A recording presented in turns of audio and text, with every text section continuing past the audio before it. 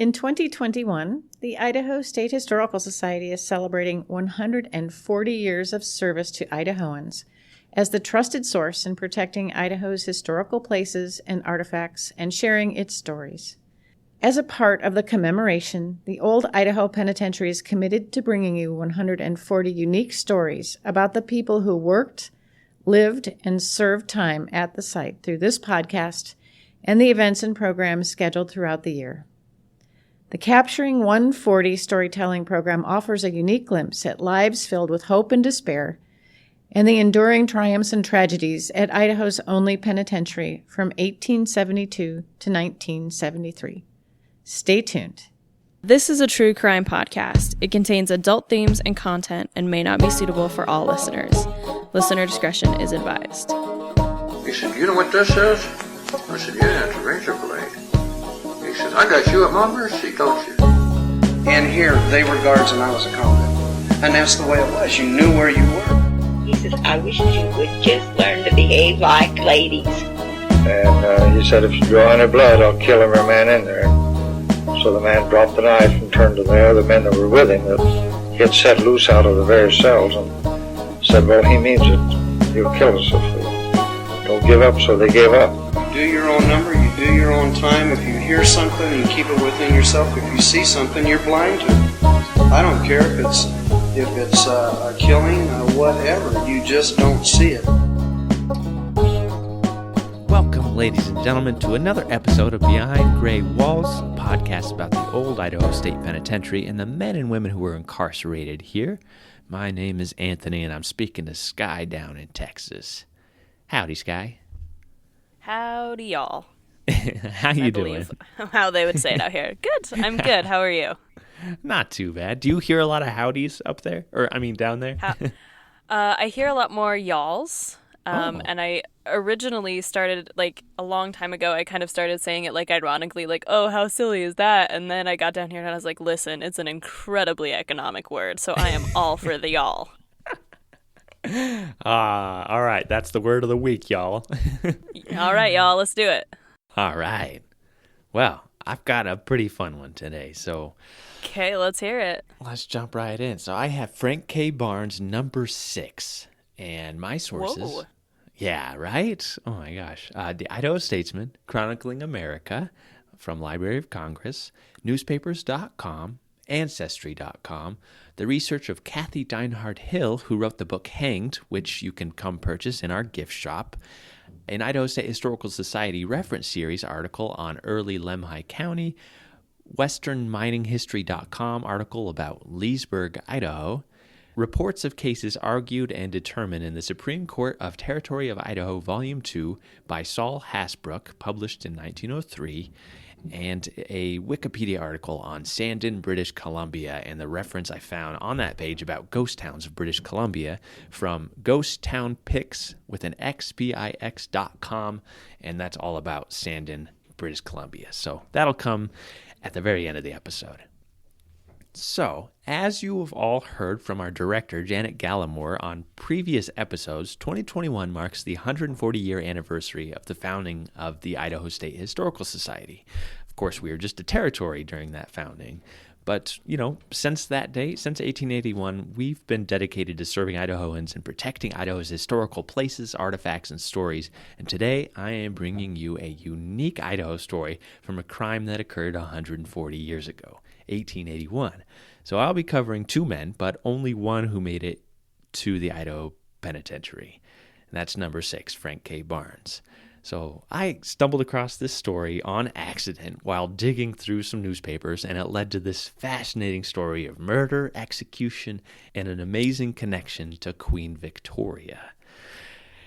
Frank K. Barnes, I couldn't find very much about his early life. I'm reliably certain that I discovered him in the 1880 census, and he listed that he was a white male, 23 years old, working as a placer miner in Lemhi County, and he listed that his parents were both born in England, and he was born in Illinois. And this, I don't quite believe, but we'll get to that in the end. A year later, he would tell prison authorities that he was born in 1855, making him closer to about 26 years old.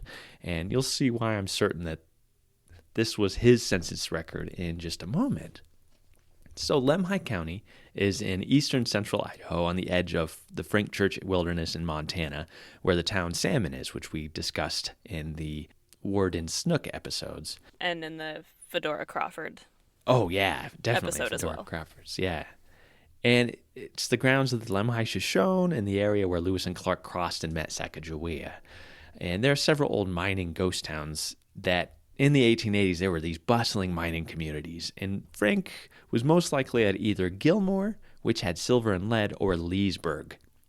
Now, Leesburg, I had to dig into this because it's like, it's got a fascinating story. Gold was found there in 1866, leading to nearly 7,000 miners flocking to the area in just a couple of years. And just in 1866, 40 buildings sprung up, from blacksmiths to butcher shops and stables. And 2 camps appeared, one made up mostly of Northerners, who called their camp Grantsville, and another made up of Southerners, who named theirs section Leesville. You can probably guess the connection to Ulysses S. Grant. Yeah, Robert E. Lee. So the Southerners obviously made up the majority, and the little ghost town still carries the name of the Confederate general. And it was designated on the National Register of Historic Places in 1975. So if you're interested in checking something out this summer, go look at this ghost town. There's a great YouTube video of this fella who just kind of travels around and goes to all these ghost towns and checks them out, and you can kind of explore it through his YouTube page too. So just check out Leesburg, Idaho on YouTube. Now, Frank, he's a placer miner in Idaho, and he's decided to spend the winter of 1881 in Salt Lake City, Utah. A new railroad was constructed that ran through southeastern Idaho between 1878 and 1880 called the Utah and Northern Railroad, which reached Idaho Falls, which at that time was called Eagle Rock. Frank befriended this man named Michael Mooney, and there's one write-up from the Malad City News from November 30th, 1881, in which the journalists visited the jail to interview Michael Mooney, who had this to say, quote, "He was born in Australia and is 29 years of age, come to this country in 1869 and has lived on the coast ever since that time, mostly in Washington Territory, Oregon, and British Columbia, and has followed mining. He came from Wasco County, Oregon a few months ago to the mines on Deadwood Creek, which we understand is in the Lemhi County. He and Barnes came through on horseback. At Crystal City, they sold their horses and came to Blackfoot mostly on foot and were intending to go to Utah for the winter. They remained in Blackfoot several days and in Battle Creek nearly a week. We're in Franklin only a few hours." So that's just kind of a little preparation for what's going to happen here. Now, wait a minute. Yeah. Did you say he was born in Australia? Yes. Did that source say he was born in Australia? Interesting. Okay. Yes. Yeah. So that's Michael Mooney. That's not Frank Barnes, though. Oh, okay. I got you. Yeah. All right. So, My bad. so Frank Barnes' partner that we will hear more about in just a moment was born in Australia, and then Frank was reportedly born either in Illinois or in Whitechapel, England, in London. So October 27th, 1881, at around 10 p.m., Frank and Michael Mooney stop in Franklin, Idaho, near the southeast corner of the state. They had intentions of making a quick buck before they continued their journey. Now, Joel Hinckley and his wife lived and worked at the UNN railroad station. Joel was described as a very pleasant and boyish man, but there's a little tension between Joel and his in-laws, who didn't approve of their 15-year-old daughter marrying 20-year-old Joel. Reportedly, the woman that he married, the young woman that he married, was the daughter of a polygamist who had 3 wives. So there may have been some contention there as well. Yeah. This is on October 27th, 1881. He is washing his hands in a basin when his wife hears footsteps outside their window. It's late at night. No one should be here. She asks him to open the curtain, and he sees these 2 figures coming around to the front door. The figures open the door, masked with cloth caps that cover their faces, and a pistol aimed straight at Joel's head. "Throw up your hands," one shouted. Quote, which he promptly did, and at the same time the pistol was discharged, killing Mr. Hinckley instantly. The ball took effect in the chin, passed through his throat at the left side, cutting his windpipe and breaking his neck. The murderers immediately fled. End quote. Mrs. Hinckley and a mail carrier ran into the room, which was, quote, no doubt a surprise to them, the murderers, and hastened their retreat, end quote. Mrs. Hinckley and the young mail carrier were so frightened by the scene that they had a difficult time giving a description about the murders to police. Michael and Frank, they headed northeast, followed by Sheriff Homer and a posse of over 70 men bent on capturing them. A description of the men finally appeared in the Blackfoot Register on October 29th as the following, so 2 days later. Quote, "One is about 6 feet high, has on a little black fuzzy cap, brown overalls, heavy short overcoat, stoga boots, one turns over at the heel, smooth-shaved, dark complexion, short hair, weights about 180 pounds. The other man is about 5 feet 8 inches high, had on a short ducking coat, which fits tightly, in brown overalls, stoga boots, dark chin whiskers about 1.5 inch long, weight 155 to 160 pounds. The railroad company will give $1,000 reward for the capture of the murderer or murderers." End quote. So by most reports, Michael Mooney was the taller man and Frank was the shorter man. And this is really the only description of Frank Barnes that we have is from this frightened wife and mail carrier who barely briefly glimpsed them as they ran out the door. There's so much fervor to catch these two that at one point a train stopped at this station in Richmond, and the trainmen spotted these two guys standing suspiciously off to the side of the train depot.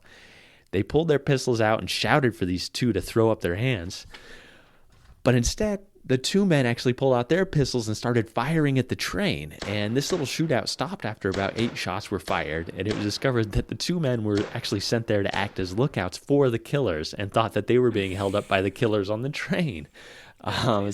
Right, yeah, so everybody was pretty trigger happy. Everyone's a bit on edge. Yeah, and, it's a wonder that nobody got killed, because this guy, he had a hole in his jacket, a bullet hole through his jacket, one of the guards that was at the depot, and his hair caught on fire from the gunpowder. So quite the scene.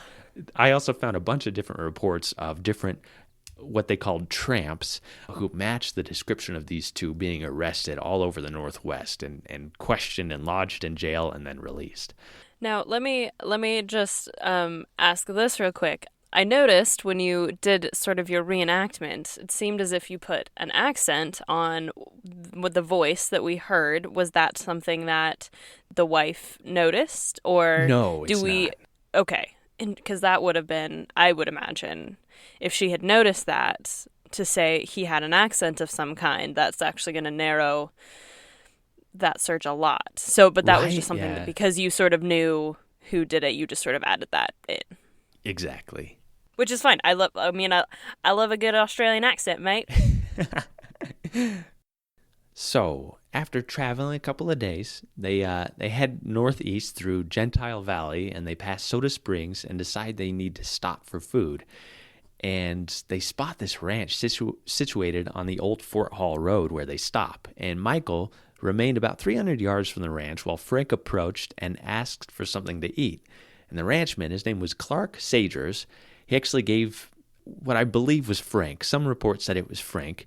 Gave Frank some food and said that both men could stay at his house that night. But Frank refused and said that he had a dugout and some nice blankets about 300 yards from the house, and they were just going to stay there. So after Carl gives them this food, he waits a couple hours and decides, you know what, I'm going to go invite them together. So he goes and finds their dugout, and when he arrives, they didn't have any blankets, and one of them said, quote, "To tell the truth, they were burnt up." So they don't have blankets, they don't have anything. So Carl's like, all right, come on into my house, I'll have you over. And then early the next morning, while they were still asleep, Carl actually rode to the next ranch over where he found, quote, "a jolly crowd," end quote, consisting of the sheriff's posse, who revealed that there was a reward for these two killers. And upon hearing the description, Carl told the men that he had them in his house right at that moment. So they all quickly pack up their camps and they rush over. Quote, "Officer Brown was the first to walk into the house and presenting his bulldog, ordered the large man to throw up his bread hooks, which he did. Mr. Loveland followed Brown closely and covered his engine with a Colt's patent, which was enough for the smaller man, for he at once raised his hands in a manner which indicated his desire to have them up in time. Hop the Hamer witnessed the takeation, which is my new favorite word, takeation, and had the ruffians attempted violence. Knowing the ability of the H's as marksmen, it is safe in saying the men would have been transformed into a sieve without an exertion. There are so many good newspaper write-ups about all of this. I mean, I was just going to say, could you translate that into sort of modern day English? Because I frankly am a little bit confused. I love the way that these old newspapers are written, and they're so lively, and like the adjectives they use are just amazing. But I do get a little lost with their writing style. Yeah. So I think that these are pretty renowned in this area in southeastern Idaho, sheriffs and police officers. So I think that there's some backstory to Hop the Hamer, and all these guys I think are well known to the readers, and their ability as marksmen is pretty well known. But basically, this Officer Brown, he walks in with his gun right there on Michael Mooney, and he throws up his hands, and then Mr. Loveland follows in closely behind with his gun aimed at Frank Barnes. And both of them are taken under arrest, essentially right then and there, without any violence or anything. Gotcha. So they actually put Frank and Michael in separate wagons and head back to Oneida County to the jail, and they actually question them on the way there. And immediately, Frank begins confessing that it was all Michael's idea and that Michael had fired the pistol. He said they just wanted Mr. Hinckley to open the safe and that, quote, the pistol went off accidentally. And when he fell dead, they were horrified at the horrible crime they had committed and both precipitately fled. End quote. These quotes are from the Idaho City newspaper called the Idaho Semi-Weekly World, which ended the segment about the crime, talking about the likely hanging that would follow. Quote, one of these assassins suspended from the limb of a tree would have a good effect on the class. The breaking of one neck would, in all probability, put a stop to such bloody work. Ooh. So the description of the duo from the Salt Lake Herald on November 6, 1881 is pretty interesting. Quote, the large man of the two gives the name of Michael Mooney and is a hard-hearted, bad man and would not give in at all or flinch on hearing the awful accusations made to him at the examination. The smaller is not as bad a man and lacks the nerve to carry him through. End quote. Michael Mooney denied all guilt and basically remained completely silent. And when he was arrested, he had the pistol on him. Sheriff Brown actually tinkered with this pistol, and he did note that it was faulty. It couldn't remain cocked. He said, quote, it was all right when half-cocked, but when cocked full, would go off. They didn't intend to kill this man. The gun actually went off on accident. So the trial begins at the end of November, and the newspaper said that it had the most attendance of any case up to that time. Both men actually pled not guilty originally, assuring this show in the courtroom. And Judge Morgan, he appointed an attorney named H.M. Bennett to defend the two men. They were given separate trials, and the trial began on November 21st, 1881. And an interesting tidbit, one of the jurors was actually removed when it was found that he was deaf on the first day. Wait, he was deaf? Yeah. I guess, how did he get through the pickings? Like, you know what I mean? Like that was the my original... thought, too. Yeah, I don't know. I was like, what? That's such an interesting little thing that, like... I mean, unless how? It's easy, like, he could have... If he could read lips, because I know that a lot of deaf people are able to read lips, where because they were standing right in front of him, he could answer the questions without having hearing it. And then when that person is no longer, when the person's in the stand or whatever, like you can't read those lips as well. So he probably was like, "Sorry, what's going on?" Right. Yeah. So the defense, they tried to persuade the jury that Frank and Michael obviously never intended to kill Joel Hinckley because the safe that they were trying to rob was a combination safe and only Joel could have accessed it. Killing him meant that they wouldn't gain access. So when Frank was brought up after Michael's trial, he changed his plea to guilty, knowing full well that it could cost him his life. 2 days later, the trial ended with their convictions, and Michael, who wielded the gun, was handed a charge of murder in the first degree. This is, of course, because of Idaho's felony murder law. His lawyer immediately applied for a new trial, but the judge ruled that the first trial and verdict, quote, was a proper one and, indeed, the only one which the jury ought to have rendered. The court believes that the defendant has not made a true statement of the facts in the case, end quote. And the Supreme Court opinion later on would state, quote, it is the policy of the law to hold persons engaged in felonies or attempts to commit felonies responsible for all the consequences of their felonious act, whether such consequences were definitely intended or not, the intent to commit felonies standing in the place of malice in ordinary cases of murder, end quote. So Michael Mooney is actually condemned to hang on January 20th, 1882. Frank was led into the courtroom after Michael's trial, and the judge said, quote, I have adjudged you guilty of murder in the second degree. Your confessions, wrung from you by remorse, have led to your conviction and to the conviction of the other defendant. I believe the main actor has been sentenced already, end quote. He gave Frank Barnes 15 years in the Idaho State Penitentiary on a charge of murder in the second degree. So Michael appealed the case several times, writing to the governor of the territory for clemency, and his execution date was actually moved from January 20th to December 29th, 1882. One report said that he had, on 3 separate occasions, nearly sawed through his shackles to make an escape, but was foiled each time when he was caught in the act. Michael sat in the jail in Malad City until December 29th when his execution came. It was reported that he slept well the night before, and the morning of, he took a bath at 11 a.m., put on a black suit with a fine linen shirt, and shaved. At noon, he sat with his attorney who attempted to gain a last-minute commutation with authorities while Michael Mooney, quote, sat and looked constantly and steadfastly at his scaffold, which immediately faced him. Solemn indeed must have been his feelings with all the paraphernalia of his death and funeral staring him in the face, end quote. There were 200 to 300 men and boys actually hanging off and sitting on top of the fence that surrounded the jail yard to witness this hanging. And the sheriff had to tell them to all scatter, and just leaving the 20 authorities in the yard to witness the event. But one newspaper actually reported that they climbed a nearby haystack. All of these men who wanted to witness this climbed this haystack to see into the jail yard. They had this end quote, how strange is human curiosity to witness the death agonies of a brother man, end quote. Snow started to fall at about 1:30 p.m. as Sheriff Homer read the death sentence to Michael.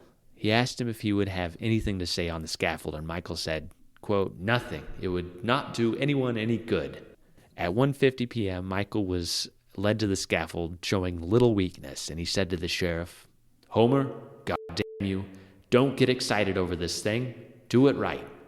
He then said goodbye to the others in the prison yard before saying, Homer, do this as quick as Christ will let you, if there is any Christ.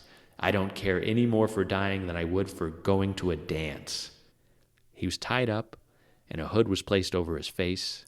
His last words were at the undersheriff, Benjamin Evans, quote, goodbye, Benny, and thanks for your kindness to me in jail.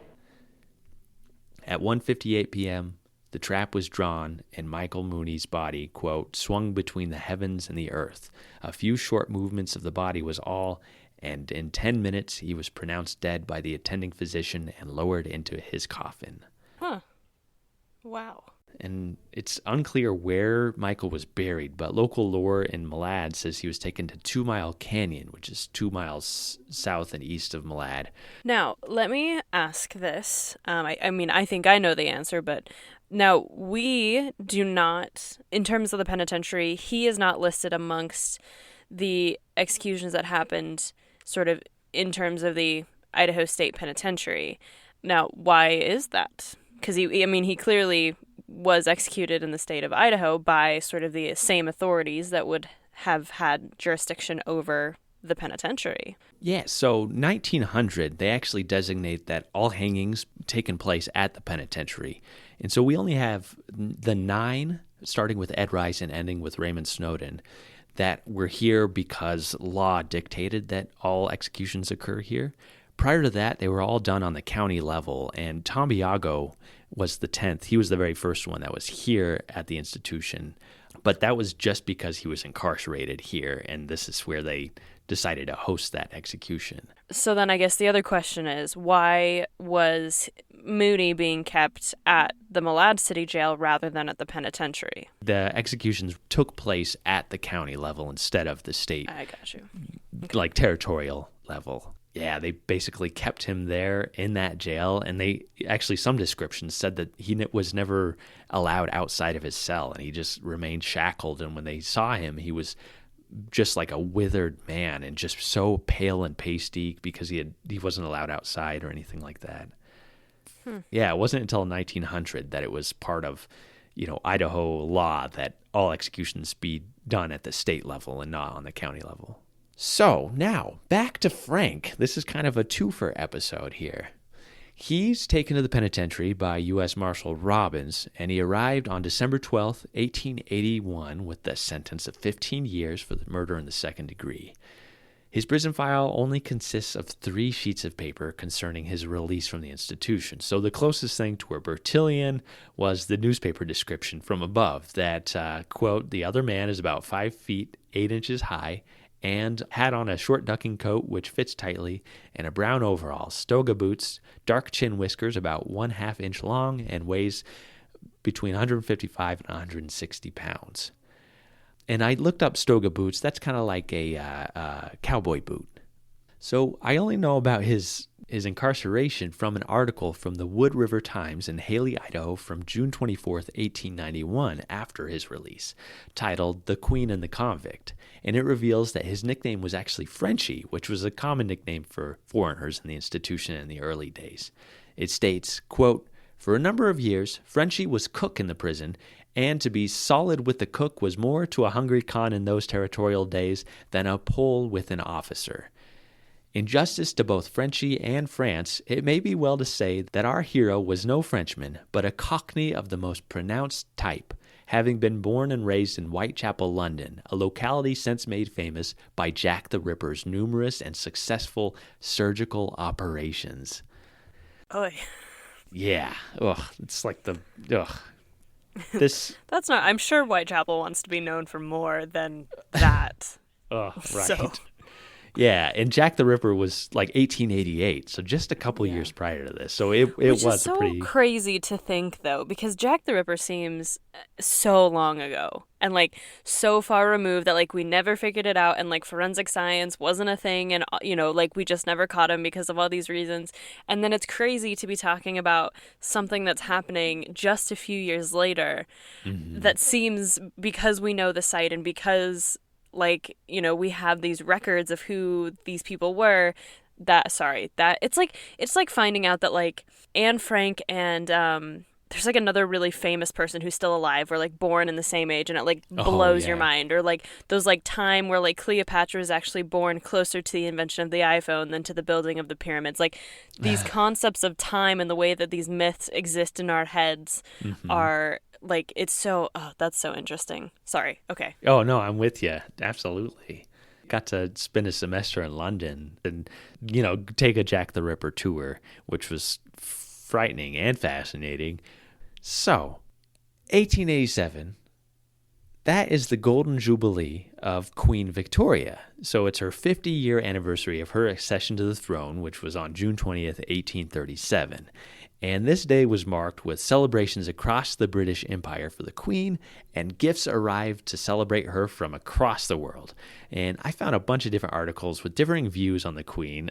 One from the Idaho City newspaper, the Idaho Semi-Weekly World, from February 25th, 1887, that stated that as part of the Jubilee, Queen Victoria, quote, has done a graceful act by the subject of her Indian empire.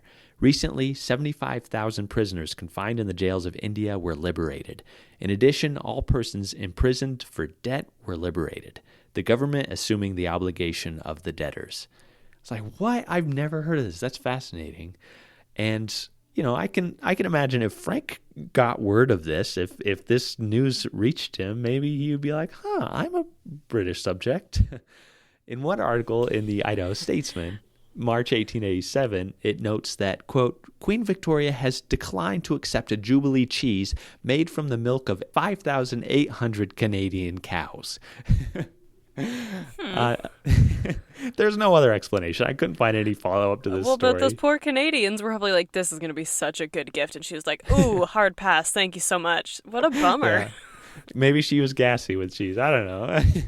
A couple of days later, another little blurb in the Statesman notes, quote, Queen Victoria acknowledges through her secretary every poem sent to her. She never reads them. So a nice gift she received at the end of March was, quote, a bright yellow Dresden ware from the German emperor. It is profusely ornamented with medallion pictures of notable events and portraits of famous persons of her reign. It will contain in all 480 pieces, end quote. So it's a pretty common practice to send gifts during these jubilees. And Frank Barnes decides to take part from his little place in Idaho in his cell. So continuing from the Wood River Times article from June 24th, 1891, I'm basically going to read the second half of it. Like many other Englishmen, and Americans too for that matter, Frenchy went his pile on titled idiots, and blew in his reserve fund of adoration on Her Royal Majesty, Queen Victoria, his particular dementia being pretty well known. The Queen's Jubilee year 87 opened up an unlimited pie prospect for the one who could strike a royal lead with its dips, spurs, and angles properly defined, and who could furnish the mental muscle necessary to do the assessment work. Such a lead was struck and worked to the Queen's taste and that of the discoverer.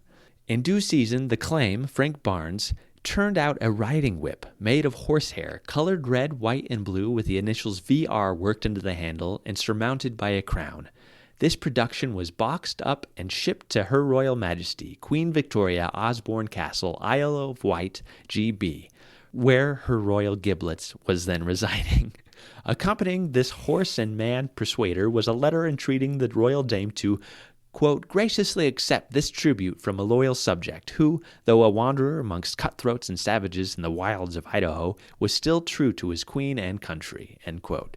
He furthermore stated that the hair of which the whip was made, quote, was cut from the mane of his favorite riding horse, end quote, but was knightly delicacy suppressed the fact of his being immersed in the Mulligatawny, and gave his address under care of the gentleman then warden of the penitentiary. So basically saying, this is under the care of this man. I'm not saying that I'm a prisoner or anything.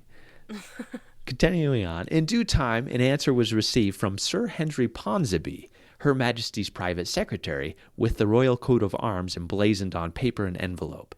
It was dated at Osborne Palace, and was a model of calm and rigid penmanship.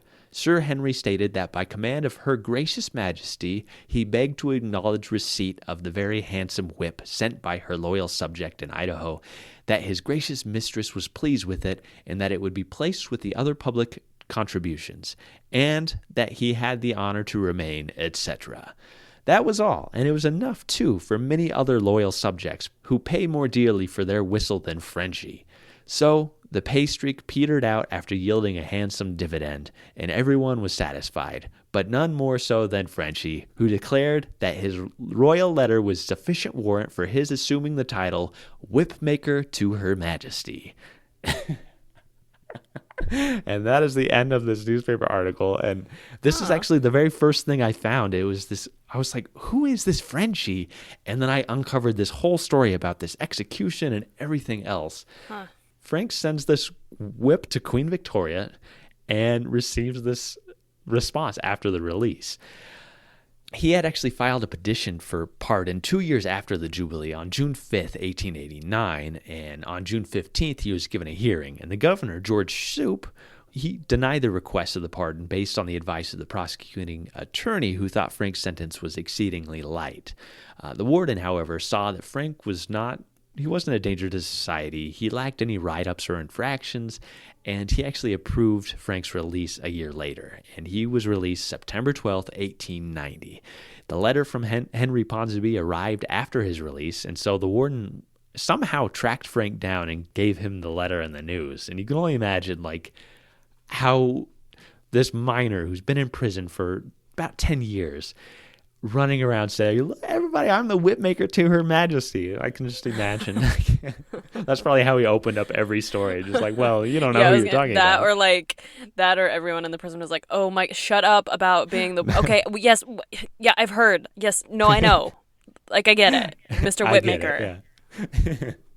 I actually reached out to the Royal Collection Trust that has all of the artifacts from Queen Victoria, and they didn't have it in their collection. So I'm not positive what happens to Frank after his release. There were a handful of write-ups that I think may have been him, but I'll never know for sure. So I found a Frank Barnes who headed north and purchased timberland near Priest Lake in Bonner County near the Idaho-Canada border. And this Frank Barnes was working as a miner under a man named H. Gunmare. If this is the right Frank Barnes, he died January 22nd, 1900 in a serious dynamite explosion. So according to the Spokesman Review for Spokane, Washington, printed January 25th, 1900, quote, Marston and Barnes, after putting in a round of holes in the shaft, came up to thaw powder for the blast. They heated a can of water, placed another vessel containing the dynamite into it, and set the can at one side of the tool shop to thaw, while they sharpened steel for the afternoon shift. Barnes had just heated the drill and turned around to the anvil, and Marston, sledgehammer in hand, was about to strike when the explosion took place. The can containing the powder was blown into fragments, and fine pieces of tin were blown into Barnes's body, killing him instantly. Marston's eyes were badly burned by the flash, the powder being not more than 6 feet from either of the men. And then the last paragraph says, quote, Barnes' remains were brought to Priest River and buried from the Catholic Church. Deceased came to this place about 13 months ago from Missoula. He was a man of quiet disposition. Little is known of his past. He claimed to have joined the Catholic Knights of Sandon, British Columbia at one time, but had let his dues become delinquent. In appearance, Barnes was a good-looking man, about 36 years old, 6 feet tall, weighed about 170 pounds, regular features, dark brown beard, and blue eyes. So this Frank Barnes, he seems both slightly taller and about 10 years younger than ours. But with Frank Barnes' history in mining, I can only, speculate that maybe this is him. Sandon. Well, that and also like the way that like sort of people, like newspapers told people story, like newspapers weren't quite as committed to the truth, or like also the possibility that he himself lied about where he came from. And right, like I feel like if I were just an itinerant miner, I would just like everywhere I go, I'd just like make up a news story about myself, just because that would be fun. Yeah, and from the beginning, I don't know if that was his real name. He also said he was born in Illinois to two British parents. So it's there's so much mystery because we didn't have the records at that time. But I started digging because I was like, okay, Sandon, I better look into this. It's the city in British Columbia that had which is in Canada, they had the silver mine discovery in 1891. So that's not long after Frank's release from prison, which may have driven him there. And it was this like wild mining town full of saloons and casinos in its heyday. And it was the richest silver mine in British Columbia at the time. And while in the town, he could have joined the local order of Catholic Knights, this like civic fraternal organization in the city. In 1900, most of the town had actually burned down in a fire, and despite this rapid rebuild, that town actually waned and slowly descended. Now it's one of the most famous ghost towns in Western Canada. But just thinking of him as this like itinerant miner, he's just out of prison and he hears that there's this major silver strike just across the border. I could see him going there and, chasing this thrill and trying to do that. And then, getting in line with some guys who want to buy some timberland in Priest Lake and mine there, and then find his untimely death, as a miner in a camp, just before he's going to blast some stone. So this is Frank Barnes, number 6, whipmaker to Her Majesty, and one of the most unique Idaho stories I've come across since I've been working at the old pen. Yeah, that is really interesting. Super cool. I had so much fun researching it, but it's like, so many mysteries. I wish I could find the truth. Yeah. Oh, trust me, I just got done with I told you about this lady, but I just got done researching a woman. I don't know anything about her really, so we'll see how that episode goes. So I understand. It's frustrating. These super early ones are just so hard. To learn more about the Old Idaho Penitentiary, please follow Old Idaho Penitentiary on Facebook and Instagram. There you can buy tickets for entry, find updates about events, the online gift shop, and other exciting things about the site. If you'd like to know more about the Idaho State Historical Society and other historical sites, please visit history.idaho.gov. If you have a question or comment for Skye or I, please email us at behindgraywalls@gmail.com. Starting this year, we have a new way for listeners to get involved and support what we do through a sponsorship program. Sponsors will receive a 30-second feature at the beginning of each episode, acknowledgments with logos on social media promotions by the Old Pen and ISHS, on the Behind Gray Walls Facebook group page, Instagram, and on the Behind Gray Walls webpage. If you or any business owners you know are interested, send an email to anthony.perry@ishs.idaho.gov. All right, Skye. Well, who do you have for us today? Excellent. Okay, so mine is less fun, but I feel like my opinion about her changed a little bit after doing this research. So there may be sort of a gut reaction at the beginning, but I think hopefully by the end there's a little bit more sympathy than complete outrage. So with that said, I am going to be talking about number 3834, Margaret Brooks. So the way that Anthony, I feel like, once described her, and is quite apt, is that she's very young, and she has these round glasses on, and she kind of, the way her hair is done, she comes in the late 20s. I think he called her like a hipster, kind of a hipster-looking girl, which is true. And so, definitely check that out on our Facebook and our Instagram. But she's very interesting. So, sources, and we'll get into her story: Inmate File, Idaho Daily Statesman articles, Ancestry.com records, newspapers.com articles, SandpointIdaho.gov, Kalispelltribe.com, an article called Early Sandpoint Hangtown by Bob Gunter on Sandpoint.com, DaughtersOfTheNile.com, EasternStar.org, and a few sources that I got through Wikipedia. So, Margaret Brooks was born on May 31st, 1906 in Acorn, Tennessee, which is about 50 miles south of Knoxville, to John Joby Brooks and Joanna Bright Brooks. Margaret was the third of 5 kids. She had an older brother, Charles, who was 8 years older, an older sister, Blanche, who was 5 years older, a younger brother, Asa, 3 years younger, and a younger brother, Thomas, who was 9 years younger. So kind of a full spectrum in there. She's right kind of smack dab in the middle. So her father, John, was a farmer, and between 1916 and 1920, the family moved from Acorn, Tennessee to St. Ignatius, Montana. And St. Ignatius is on the Flathead Indian Reservation about 45 miles north of Missoula. And this, for the most part, is where Margaret grows up, especially her adolescent years. If she would have been between about 10 and 14 when they moved. So, kind of the most, 10 is probably a good time to move, but by the time you're in your teens, that's a tough move. While in St. Ignatius, probably at school, but we're not totally sure, Margaret comes into contact with a young man named Gaspard Thomas Trahan. Now, Gaspard was the son of a French-Canadian farmer who was born in Frenchtown, Montana, and I'll give you one guess as to who founded that town. And Frenchtown is about 40 miles southwest of St. Ignatius, and Gaspard was about 2 years older than her, but they would have been, teenagers. And they strike up a relationship. Now, perhaps it was young love, perhaps it was something else. We don't really know the circumstances. What we do know is probably around November or December 1926, Margaret probably found out that she was pregnant. And by this time, she's about 20 years old.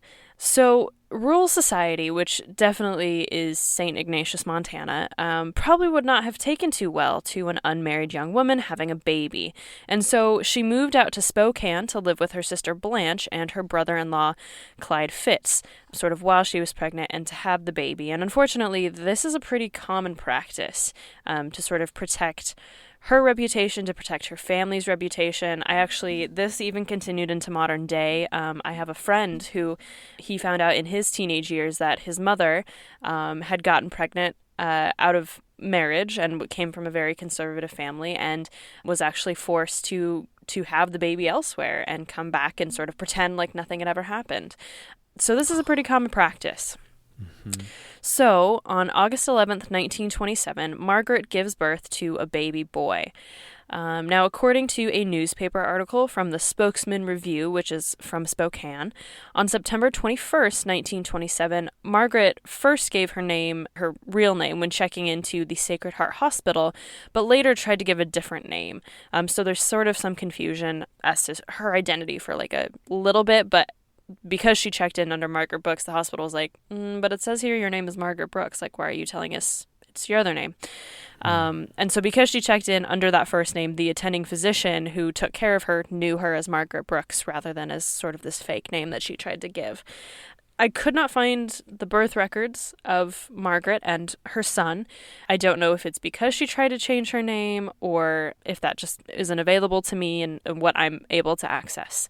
Mm-hmm.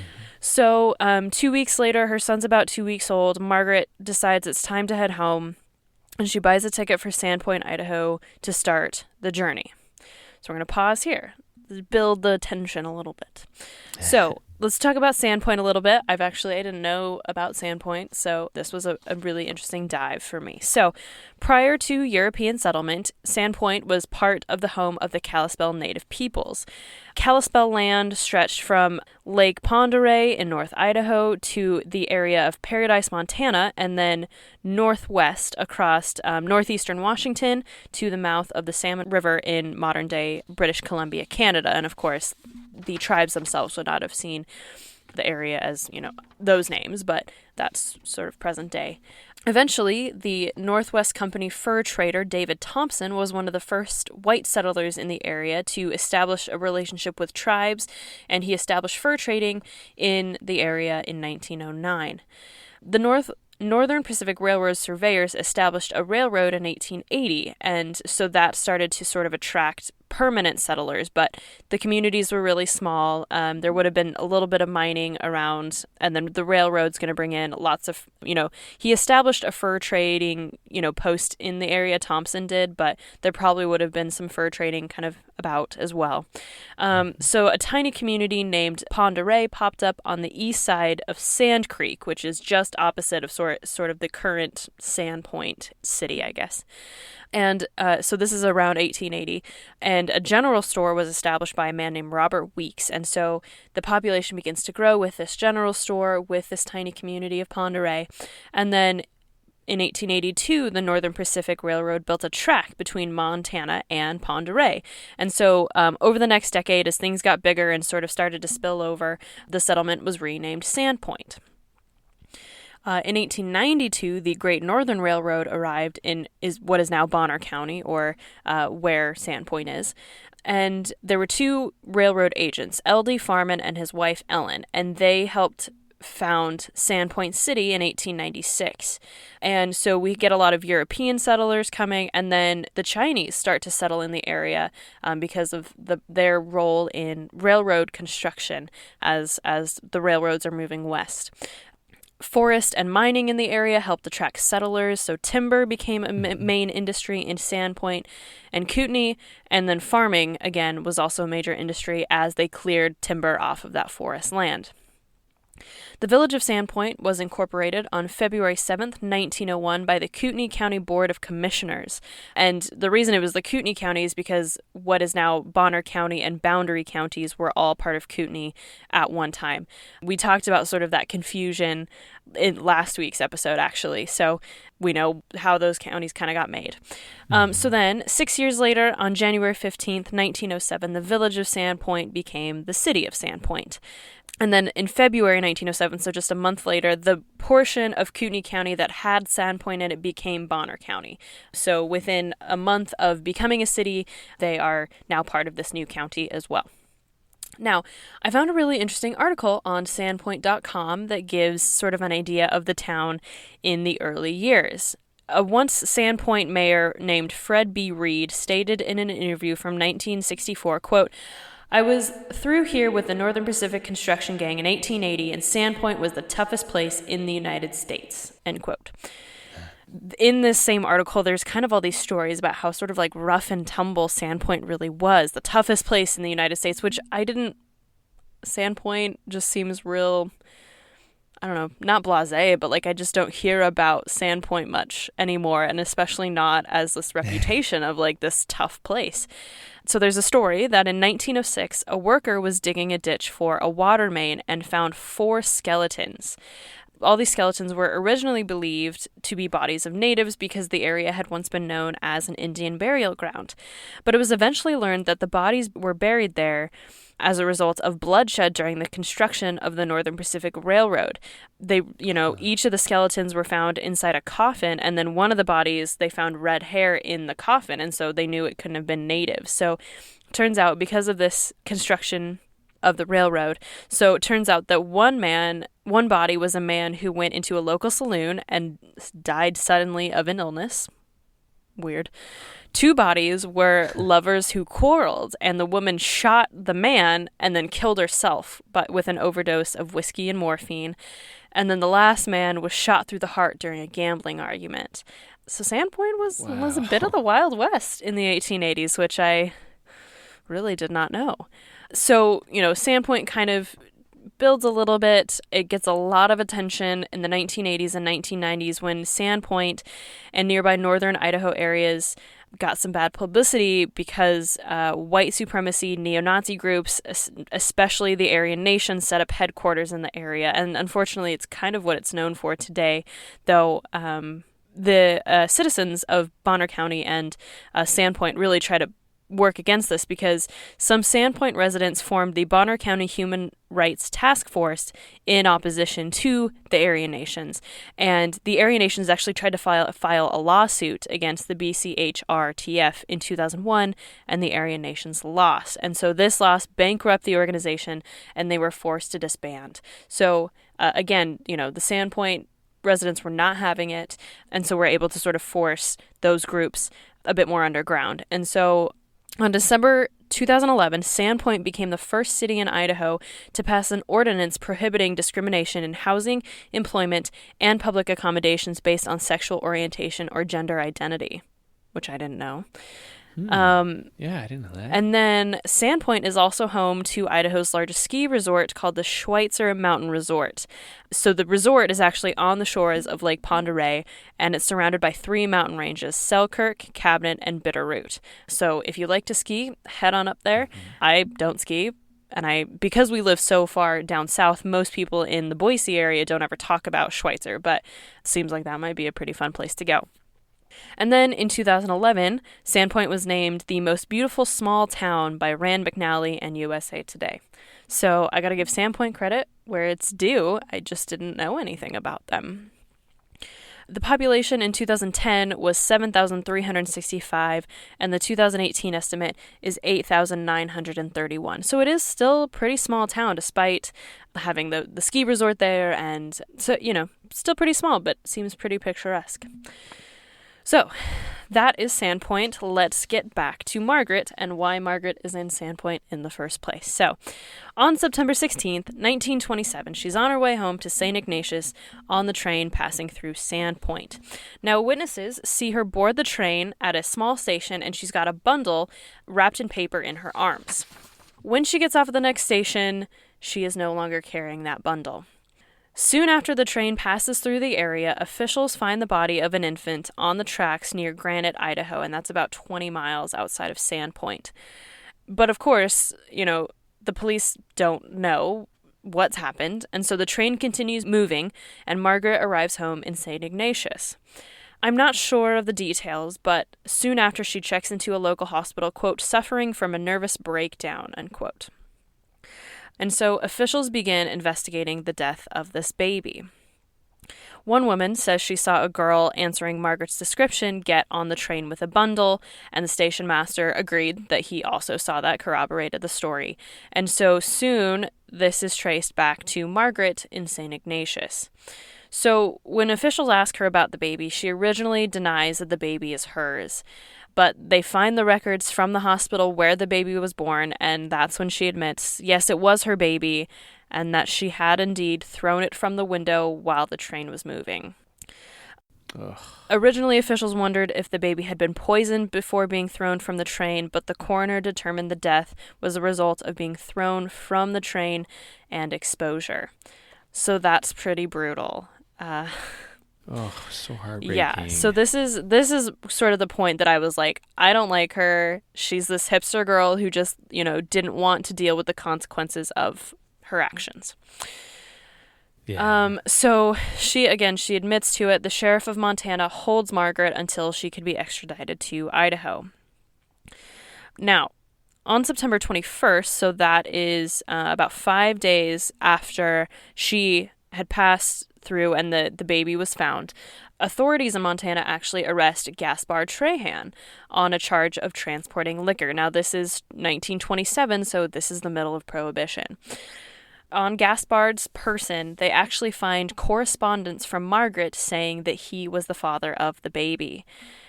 He denies this accusation, but it's hard to deny the accusation when it's sort of written in black and white. But that's all I could actually find about sort of Gaspard and any sort of culpability. And in fact, I wouldn't have even known about that except it was in a newspaper article that I found on newspapers. So this wasn't available to me when I originally wrote her biography for the book. So that's all we kind of know about Gaspard, is that he's, Margaret at least says he's the father. So a month later, on October 17th, 1927, Margaret is arraigned before the court, and she pleaded guilty to the crime of manslaughter. And she is sentenced to 1 to 10 years for this crime. The prosecuting attorney, Sidney Smith, seemed understanding of the distress that Margaret had been under. He says, quote, "Undoubtedly, the crime was committed on the spur of the moment as a result of the extremity of her condition. In my letter, I also went into the fact of her physical condition and urged upon your giving special attention to her care in this respect, and also urged that you give her any special attention which might help her in the future years." End quote. And upon sentencing, Smith also recommends that she be released after just 1 year as long as her behavior is good. So, the prosecuting attorneys, sometimes they can be lenient, sometimes they just are straight up like, this is a horrible person, they don't deserve any leniency, likely because of her youth and likely because of sort of this mental breakdown. He was willing to say, she clearly is showing remorse for this, she shouldn't be kept in any longer than she needs to be. But she still has to serve time, so she enters the Idaho State Penitentiary on November 13th, 1927. Now, that's almost a full month after she's sentenced. She was sentenced on October 17th. She doesn't head in until November 13th. And the reason it took so long is because the guards at the Idaho State Penitentiary were busy, and it actually took time before one of them could come to Montana to get her. They actually let her return to Montana to be with her family until she went into the penitentiary. So just took some time to get someone there. So her intake form. So she is 20 years old when she first comes in, born in 1907 and born in Montana. She lists her occupation as a waitress. Her hair is black. She has a medium to light complexion, weight 93 pounds, build slender, color white, residence is in Montana. She is single, listed as single rather than married. Her English height is 62 inches. That's 5'2", if I can do my math correctly. Well, interestingly, so it says on one that she's 62 inches. I have her height listed on a different, because sometimes there's two intake forms. Yeah. It says that her height is 4'9". So she's petite. She's very little. And then her eye color is listed as blue-gray.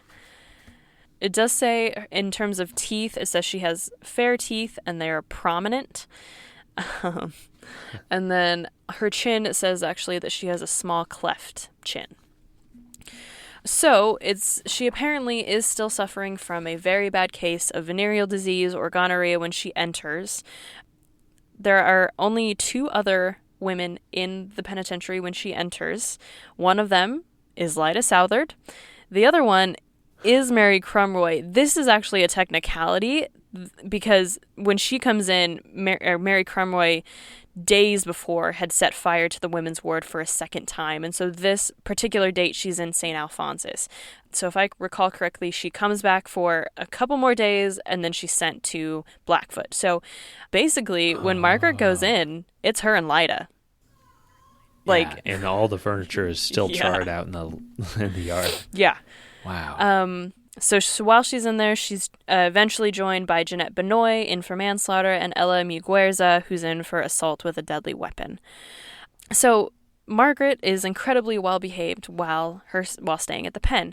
And so when her minimum sentence is up on October 24th, 1928, Sidney Smith, who again is that prosecuting attorney, wrote Warden Wheeler, quote, "My idea in writing at this time is to reaffirm my views expressed at that time," and that time being her arraignment, "and if Margaret Brooks's record at the penitentiary has been satisfactory, I would urge you that you do all you can to help her and the family along, as I still think that would best serve the ends of justice," end quote. So Warden Wheeler writes back a few days later and he says, quote, "In answer to your letter, Margaret Brooks was received at the penitentiary under a sentence of 1 year so that she would have been discharged with usual statutory good time allowance deducted on October 13th, 1928. Unfortunately, the Attorney General's office holds that her sentence would be 1 to 10 years, and so the Board of Pardons and Paroles will have to take action on her case before she can be released, and in view of her having a stubborn venereal disease which has thus far not responded to treatment, it is perhaps better for her to remain with us where she can have good medical treatment until such time as the disease is cleared up, and then she can re-enter life without having the handicap of a serious disease," end quote. Now, Margaret isn't privy to these letters, and she obviously is getting a little frustrated. So a few weeks later, Margaret actually writes the governor, H.C. Baldridge, and she says, quote, "My year with the statutory good time allowance ended on October 13th, 1928, and I was not released on account of the judge erring in pronouncing sentence, for I am informed that under the law, that portion of the judgment fixing any other different terms than is fixed by Section 8215 is surplusage, and I really have a sentence of from 1 to 10 years, and, in view of this misunderstanding, I should like to ask for a reprieve until such time as I can either be paroled or pardoned, and I believe that your Excellency will find upon investigation that it was the sense of the court that I really serve 1 year, and that in view of this fact, I know you will not let a technicality stand in the way of justice. As to my conduct and behavior, I respectfully refer to the matron and warden." So basically what she's saying is, I had basically a 1 year sentence, but the judge actually, he gave sort of the minimum of sentence, which is for manslaughter, which is 1 to 10 years. And that the fact that he sort of tacked on that 1 to 10 years, that's extra. And that I really served my time. And so, is asking that until she gets a pardon, can I at least have a reprieve so I can go home? She doesn't really seem to get an answer, so she writes a couple months later on December 22nd, 1928. She writes, quote, "While here I am adhering strictly to the rules, and at the time I was sentenced, the understanding between the judge and the prosecutor was that I should serve only 1 year, provided my behavior entitled consideration, but through an error the judge made a passing sentence. I was placed under a 1 to 10 year sentence, so I have now served my minimum sentence, and as my crime was committed while I was driving nearly crazy with distraction, I ask that your honorable body grant my liberty and let me return home to my parents in Montana," end quote. So, she is desperate to get out, and I don't blame her. So soon she gets her wish, and on January 5th, 1929, she is granted a full pardon and released on January 8th to return to her family, namely her mother and brothers in Montana. So she served 1 year, 1 month, and 26 days on a 1 to 10 year sentence for manslaughter. Wow. So within the next 6 months, she actually moves back to Spokane to live with her sister. And while in Spokane, she meets a man named Clint James Gold. And Clint is the third of 4 sons born to a Kansas motorman. Clint was born and raised in Washington. He's actually 2 years her junior. And he worked as a chemist for the Pine Creek Dairy. So they get to be good friends. And Margaret and Clint actually marry on July 9th, 1929 in Spokane. So again, she's released on January 5th. They're married by July 9th. So that's...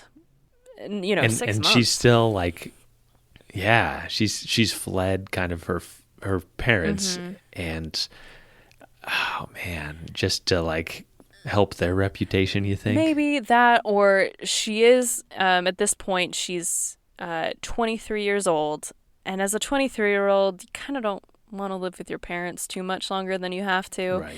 And, Spokane, you can go, I feel like living with, because, I feel like if her mother and brothers, I think her father had died at this point, but I can't remember. They may have been divorced, and I did not write that down for some reason.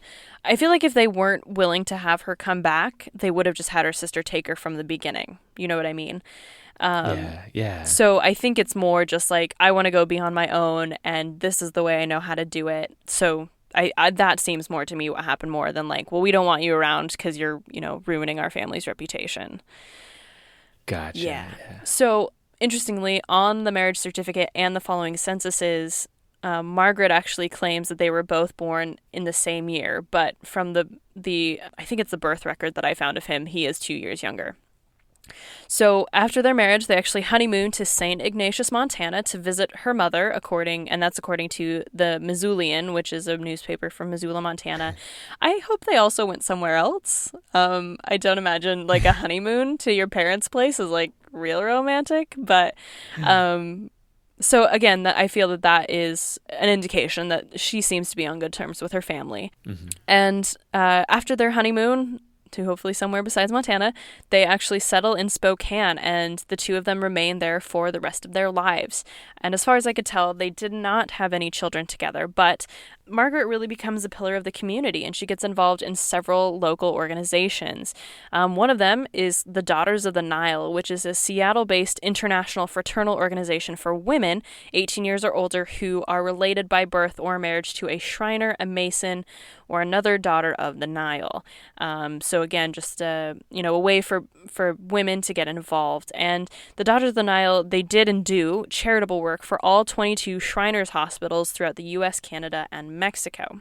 She was also part of the El Karnak Temple No. 6, which is just sort of another division of the Daughters of the Nile. And then she and I think her husband were also members of the Order of the Eastern Star, which is another fraternal organization dedicated to letting men and women, quote, give part of their time to many projects that benefit mankind, end quote.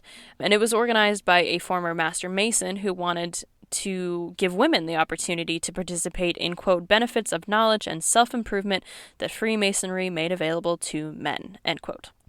And then she also volunteered at the Spokane Blind Center for many years. So I think it seems clear that this was a mistake that she made, and that she, really turned her life around and was willing to put that past behind her. And, we love to see it. So on December 16th, 1998, Margaret Brooks Gold passed away in Spokane, Washington at the age of 92 years old.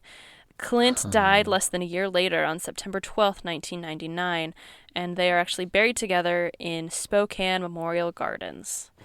And that is Margaret Brooks, number 3834.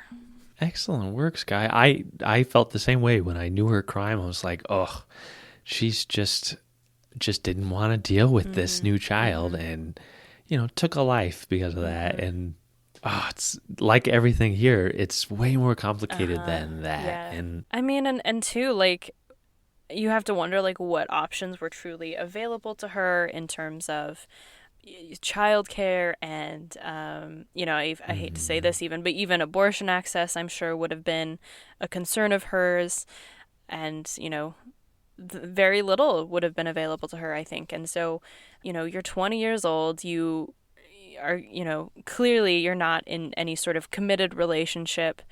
The man who you believe to be the father, or to be the father, is not claiming this child, not taking any responsibility. Mm-hmm. And if, you are suffering from a disease that is causing you to think differently and act differently than you normally would, I don't think she's an evil person. And I don't think this was a quick way to get out of that. I think in the fact that she didn't give it up for adoption almost seems that she was willing to take that responsibility on, or hoping that Gaspard may have been willing to marry her because of it. I don't know. I mean, all of this is, of course, speculation, but you just have to wonder, for women, to an extent, this is something that men never have to deal with. And, I think we do need to take that into consideration a little bit as well, that so often we never know how these women are feeling about these things, and we only have their actions, and we're quick to judge those actions. But that life is just complicated, and emotions are complicated, and everyone's situation is so different. And so I really gained a lot of sympathy for her. She admitted to it, she served her time for it, and she behaved well in prison knowing that she would serve her time. And so I think it's clear that she was a good person who just made a mistake, as we see so often. Yeah. One thing I was thinking is, like, I wonder after she gave birth if her child also, was going to be debilitated by this venereal disease. Good point. And so there could have been some sense of, like, I'm saving you from a life of whatever this disease is going to bring with it, Like, very good point. What a disturbing and emotional it's a tough one situation to be caught in. And then your family and everybody involved, it would just change your whole life. And it drastically changed hers. But I'm glad that she really did turn herself around, and that's what I like to hear and like it to share in this show. Absolutely. Oh, well, great work, Skye. Thank you. Unfortunately, I have another story coming later about a woman who commits crimes against children, and it is not in any way sympathetic. So at least we have this one to sort of, I don't want to, it's not a positive story by any means, but certainly we can find sympathy with her. Yeah, and other women who are in the same situation, even to this day, that, absolutely. Things have not changed a lot. The human condition is just tough. Being a human is hard. Amen. As we've all experienced in the last year, especially. Well, another episode in the books. Great work. Same all right. Well, everybody, thank you for listening. And, go do something good with your time. Go make a whip, send it to the Queen of England, and, The Queen of England, her Jubilee she had some sort of Jubilee, like, a couple years ago, right? Yeah. I don't remember which one it was. But, fun fact is that the 3 longest reigning monarchs have all been women, and I believe it's Elizabeth and then Victoria, so there are parallels. Yeah, totally. Well, till next week. Till next week, do your own time. And do your own number. We'll talk to you soon. Bye. If you enjoyed Behind Gray Walls, please rate, review, and subscribe on your favorite podcast app so you never miss an episode. Not only do we get to hear your feedback about the show, but it helps others find us as well. If you're interested in finding out more about the podcast and to see mugshots of the inmates featured in today's episode, follow our Facebook group at Behind Gray Walls Podcast. And new this season, we have a podcast Instagram as well. You can find us on Instagram at Behind Gray Walls Pod.